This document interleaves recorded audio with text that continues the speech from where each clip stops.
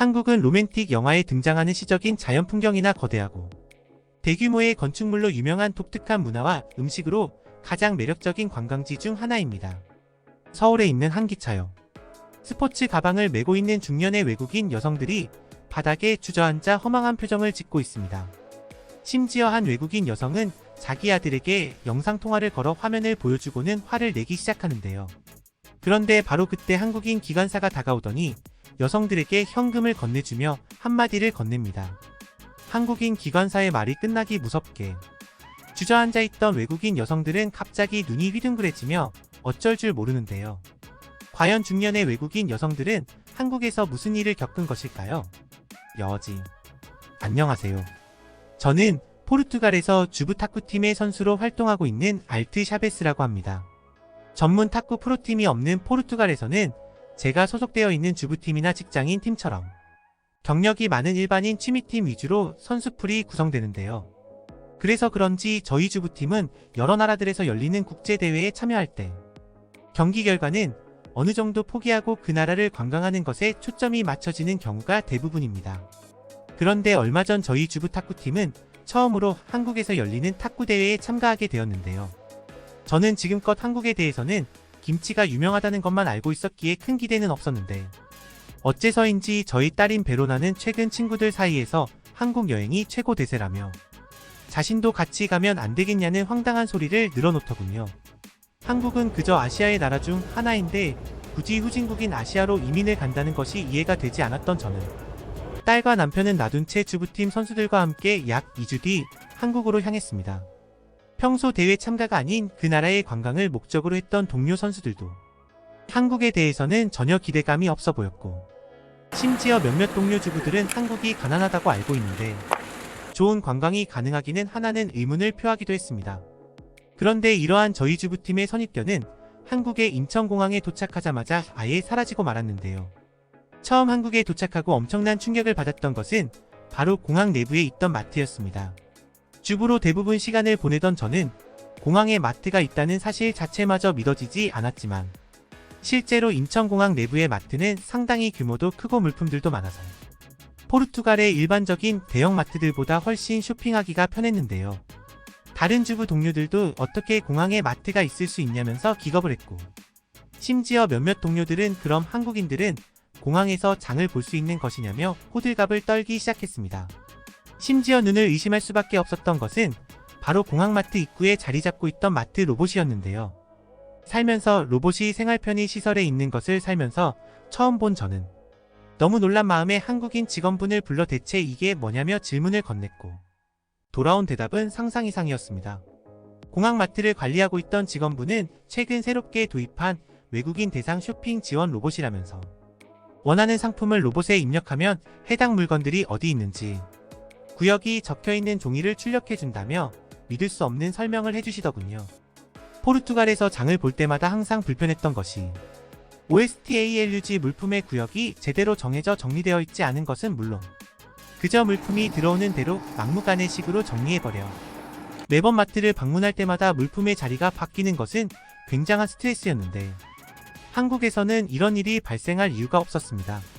또한 더욱 놀라웠던 것은 공항이라는 특수성 때문인지 저와 같은 외국인들이 편리하게 사용할 수 있게 마트 지원 로봇의 화면에는 다양한 언어들로 즉각적인 입력과 번역이 가능했고 저는 한국이 이렇게 발전한 나라였나 라는 생각에 한국 여행을 추천했던 딸 베로나가 떠오르더군요.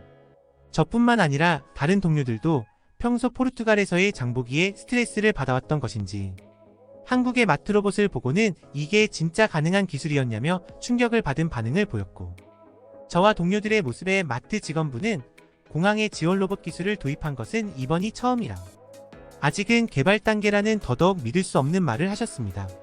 심지어 공항 내부에 있던 마트였지만 그곳은 포르투갈보다 훨씬 규모가 크고 쾌적했고 제일 좋았던 것은 바로 마트 내부에서 어떠한 노숙자도 만날 수 없었다는 사실인데요. 일반적으로 포르투갈에 있는 대부분의 마트들에서는 마트의 구석자리에 항상 노숙자들이 자리를 잡고 앉아 카트에 물품을 훔쳐가거나 물건을 고르는 사이 가방을 훔쳐가는 일이 상당히 빈번한데 한국의 마트에서는 이러한 위험한 노숙자를 전혀 볼 수가 없었습니다.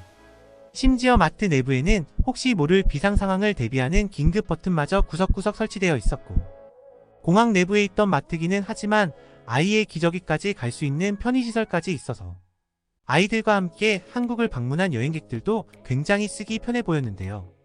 한국이 아시아의 나라여서 후진국이 아닐까 생각했던 동료들도 이때부터 갑자기 눈이 반짝이기 시작했고, 자신들이 오해를 했던 것 같다며 마트에서마저 이렇게 쾌적하게 장을 볼 수 있는 한국이 너무 부럽다는 찬사를 쏟아냈습니다. 또한 공항에 있던 마트였지만 계산마저 자동으로 할 수 있던 셀프 계산대는 포르투갈에서도 아직 상용화되어 있지 않은 오류가 많은 시스템인데, 한국에서는 아무런 지연과 오류 없이 곧바로 편하게 계산할 수 있더군요. 심지어 저희를 지켜보던 마트 직원분은 미리 예약해놓은 숙소가 있다면 장을 본 물품들을 전부 그곳으로 보내주겠다고 했고, 저는 그 순간 너무 당황스러워서 입이 다물어지지 않았습니다. 실제로 저와 동료들은 한국의 공항 마트가 너무 신기해서 꽤나 많은 물품을 구매하고 말았고, 어떻게 들고 가야 될지가 고민이 되었는데, 한국은 이미 이러한 마트 배달 시스템마저도 공항에서 편리하게 운영되고 있었죠. 직원분이 건네준 휴대폰 화면에 저희가 미리 예약했었던 서울의 호텔 주소를 입력한 저는 휴대폰 번호로 배송 과정까지 상세하게 알려준다는 직원분의 설명에 한국인들의 평범한 삶이 너무나 부럽게 느껴지기 시작했습니다. 공항 마트에서 엄청난 양의 물품을 결제한 뒤 한국이 다른 나라들과는 차원이 다르다는 것을 느낀 저희 주부팀은 탁구 연습은 뒤로 미뤄두고 일단은 서울 도심을 여행해 보기로 했는데요. 급한 마음에 곧바로 택시를 불러 서울의 도심으로 향한 저희 주부팀은 택시를 타고 가면서 보이는 한국의 빌딩들과 도시 모습에 왜 많은 젊은이들이 최근 한국으로 이민을 떠나는지 이해가 되기도 했습니다. 그렇게 한국의 도시 모습 매력에 빠져 있을 때 갑자기 한 동료는 한국에 도착하면 첫 번째로 무조건 한식을 먹으라는 아들의 전화가 왔다면서 아들이 보내준 지도에 한식당 바로 앞에서 내리자는 의견을 내더군요. 다행스럽게도 친구의 아들이 보내준 한식당은 그렇게 멀지 않은 위치였고, 약 10분 뒤 저는 동료들과 함께 한식당 입구 바로 앞에 도착하게 되었습니다. 그런데 굉장한 맛집이라고 알려준 것과는 달리 식당 앞은 입장을 위해 줄을 서고 있는 한국인들이 단 한 명도 없었고, 오히려 스산한 기분마저 느껴졌는데요. 진짜 맛집이라면 지금처럼 점심시간 같은 경우에 분명히 웨이팅 줄이 엄청나게 길게 있어야 정상인데, 황당스럽게도 한국은 식당 내부에만 사람이 있을 뿐 밖으로는 대기를 하는 사람들이 한 명도 보이지 않았습니다. 주위를 둘러보니 저희와 똑같은 외국인들만 어리둥절하며 식당 입구를 쳐다보고 있었고, 저는 동료에게 진짜 여기가 한식 맛집이 맞냐면서 괜스레 한국에 속았다는 감정마저 생기더군요. 그런데 바로 그 순간 식당 내부에서 한국인 직원분이 나오시더니 혹시 식사를 하러 온 것이냐며 황당한 질문을 건넸습니다. 저는 당황한 마음에 밥을 먹으러 왔는데 지금 바로 들어가면 되냐며 살짝 짜증을 냈고, 대기가 없다는 것에 큰 실망을 하고 있던 상태였는데요. 그런데 갑자기 직원분께서는 전자패드를 하나 건네주시더니 이것으로 줄서기 예약을 하고 순서가 되어 휴대폰으로 알림이 오면 그때 식당으로 오면 된다는 충격적인 설명을 하기 시작했습니다. 상식적으로 생각해봐도 줄을 전자패드로 서라니 저는 도무지 한국인 직원의 말이 이해가 되지 않았고, 다시 화를 내려던 그 순간 전자패드의 화면을 보고는 경악을 금치 못했는데요. 그곳에는 영어 설명으로 저희의 휴대폰 번호를 입력할 수 있는 공간과 앞에 대기팀이 얼마나 있는지 상세한 숫자들이 적혀 있었고, 저는 그것이 원격으로 줄을 서는 무인 시스템이라는 것을 이해하고 말았습니다. CSOTDAN. 포르투갈에서는 단 한 번도 보지 못한 줄 서기 시스템에 처음에는 당황했지만 말 그대로 한국은 전자패드에 대기를 걸어놓고 편하게 시간을 보내다 대기팀이 없습니다. 알림이 오면 다시 식당으로 오면 되는 시간의 비효율이 전혀 없는 굉장히 획기적인 시스템이었는데요. 또한 더욱 놀라웠던 것은 예상 대기 시간까지 적혀 있었다는 사실과 혹시 모를 오랜 시간의 대기를 위해 근처에서 대기를 할 수 있는 간단한 카페는 어디에 있는지까지 입력을 했던 저의 휴대폰 번호로 카페 리스트와 지도가 전송되었다는 사실입니다. 실제로 포르투갈에서는 맛집 식당을 한번 가려면 추운 겨울이라도 추위에 덜덜 떨며 밖에서 줄을 서야 하는 불편한 문제는 물론 화장실이 너무 급해도 새치기를 당할까봐 식당 입장 직전까지 참아야 하는 불편함이 있었는데, 한국은 무인 줄서기 시스템으로 이러한 문제를 모두 개선했던 것인데요. 심지어 포르투갈에서는 대부분은 잠시 한눈을 팔면 조금이라도 식당에 빨리 들어가기 위해 새치기를 하는 불편한 사람들도 있어서 언성이 높아질 때도 많은데, 놀랍게도 한국은 각자가 편한 공간에서 대기를 하다가 알람이 오면 식당으로 바로 출입을 하면 돼서 사람과 싸울 일이 전혀 없었습니다. 상상하지도 못한 원격 줄서기 시스템에 저는 어떻게 이런 편리한 나라가 실재하고 있었냐며 동료들과 함께 충격을 받은 대화를 나눴고, 저뿐만 아니라 다른 동료들도 이런 아이디어는 생각도 못했다며 놀라는 반응을 보였죠. 심지어 아들에게 식당을 추천받았다던 동료는 곧바로 영상통화를 걸어 한국의 식당들은 편하게 줄을 설 수 있는 무인 원격 시스템이 있다면서 맛집을 추천해준 아들에게 직접 현장을 보여주었고, 아들마저도 그런 건 처음 본다면서 눈이 휘둥그레지더군요. 저희 앞에는 약 20팀 정도의 대기가 있었고, 저는 곧바로 휴대폰 메시지로 받은 근처 카페 리스트에서 제일 가까운 곳을 선택해 동료들과 함께 커피를 마시며 편하게 대기 시간을 보낼 수 있었습니다. 실제로 약 30분 정도 기다리니 핸드폰으로 이제 입장을 하라는 알림 메시지가 왔고, 너무나 편하게 앉아서 커피를 마시다가 식당에 입장하니 번거롭게 야외에서 줄을 서는 포르투갈인들이 한심스럽게 느껴질 정도였어요. 제가 만약 주부가 아닌 사업가였다면 곧바로 포르투갈에 도입하고 싶을 시스템이었을 정도로 한국에서 겪는 모든 것은 작은 아이디어로 선진국 디지털 시스템을 만들어낸 생활 편의 시설이 너무나 놀라울 정도였습니다. 영업 중 한식당에서 처음 먹어본 갈비찜도 상당히 입에 잘 맞아서 아주 맛있었고, 포르투갈에서처럼 퍽퍽한 밀가루가 거의 없어서 먹기가 더욱 편했는데요. 갈비찜뿐만 아니라 무료로 제공되었던 잡채와 순두부까지. 다른 동료들도 이렇게 맛있는 음식은 처음 먹는다면서 포르투갈에서의 음식들은 생각도 나지 않는다며 밥을 2공기나 먹었습니다. 그런데 한국에서의 진짜 놀라움은 바로 식당을 나와 거리를 걸을 때였는데요. 소화도 시킬 겸 호텔 탁구장에서의 연습을 하기 직전까지 서울을 구경하며 산책을 하기로 했던 저와 동료들은 서울의 도심을 걷던 도중 굉장히 이상한 광경을 마주할 수 있었습니다.